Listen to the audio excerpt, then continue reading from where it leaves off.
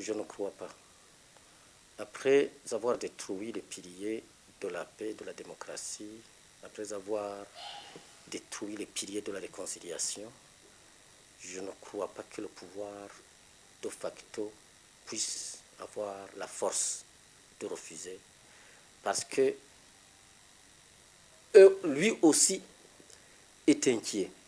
Quand on regarde comment le président de la République se déplace aujourd'hui, on le connaît sur terrain en train de jouer au football. On le connaît sur terrain en train de s'adonner à des travaux communautaires. On le connaît sur terrain en train de rouler sur vélo. Mais aujourd'hui, on ne le voit plus. Même pour passer dans certaines routes ou dans certains centres urbains, on doit tout fermer. Les gens doivent se cacher.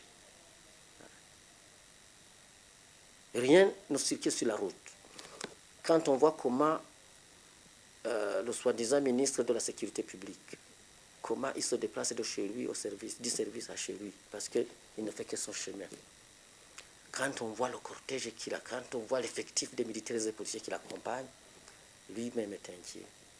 Eux aussi sont inquiets comme nous, ils ont peur comme nous, mais comme ils sont censés être au pouvoir, ils doivent démontrer qu'ils sont capables encore une fois, de résister, mais je pense que leur résistance est aujourd'hui à bout.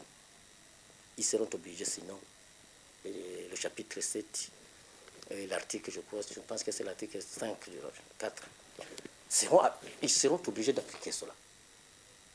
Quand le pays est menacé et qui risque de menacer les voisins, je le disais, les Nations Unies et l'Union africaine ont prévu des dispositions dans leur charte qui leur permettent d'intervenir sans l'autorisation de ce pays. C'est ce qui risque d'y arriver.